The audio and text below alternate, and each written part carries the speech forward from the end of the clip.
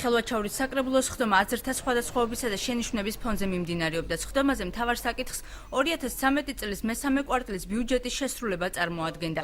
2013 წლის ხელვაჩაურის ადგილობრივი ბიუჯეტის სამი კვარტლის შემოსულობები 6.784.008 ლარს შეადგენს. საკრებულოს წევრებმა შენიშვნები განუხორციელებელი ინფრასტრუქტურული პროექტების გამო გამოთქვეს, რის გამოც ნაწილმა ბიუჯეტის შესრულებას მხარი არ დაუჭირა. მიმდინარე წლის პერიოდში ფაქტობრივად ძირითადი სამუშაოები დღემდე არ არის შესრულებული, არის უხოში დარღვევები და ჩემს შეკითხვებზე კონკრეტულ შეკითხვებზე კონკრეტული პასუხები ვერ მივიღე ვერც ერთი კომპეტენტური პირებიდან. 2013 წელს ფაქტიური შემოსავლები 6.200.068 ლარით განისაზღვრა. ხელვაჩაურის გამგებლის თქმით, მთავარ პრობლემას პროექტებში არსებული ხარვეზები წარმოადგენდა, რომელთა შესწორებაზე მუშაობა მიმდინარეობს. პროექტები იყო თავის დროზე ხარვეზიანი, ამიტომ ძირითადი ნაწილი ამ პროექტებისა შეიძლება ითქვას თუ იდეალური არა, იდეალურ მიახლოებულს ვცდილობთ რომ გავხადოთ, მიმდინარეობს ამ პროექტების კიდევ ერთხელ გადასინჯვა. დღესვე საკრებულოს ხდომაზე საჯარო მოხელეთა კონკურსსა და ატესტაციაზე, საკონკურსო საატესტატო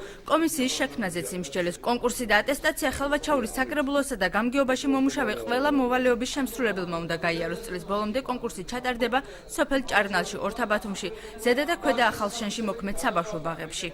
კონკურსს ექვემდებარება მოვალეობის შემსრულებლები, ვინც ასრულებს მოვალეობას, ატესტაციას დანიშნული თანამშრომლები სამ წელიწადში ერთხელ უნდა გაიარონ ატესტაცია. კონკურსისა და ატესტაციის საკითხები დღევანდელ ხდომაზე საკონკურსო კომისიის თავმჯდომარესთან დაკავშირებით გამოთქმული აზრთა სხვადასხვაობის გამო მომდევნო ხდომისთვის გადაიტანეს. 2014 წლის 1 იანვრამდე გვაქვს ვადა, რათა ხელვაჩაურის მუნიციპალიტეტში ჩატარდეს კონკურსი და ფაქტობრივად კომისიის შექმნასთან დაკავშირებით, კომისიის თავმჯდომარის არჩევასთან დაკავშირებით იყო საუბარი.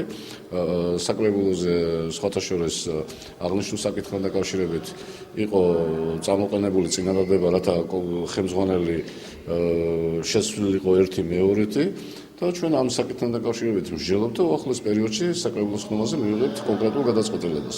ხდომაზე სალიბაურში ქუჩების სახელდებასა და შენობა ნაგებობების ნუმერაციის შესახებაც იმსჯელეს.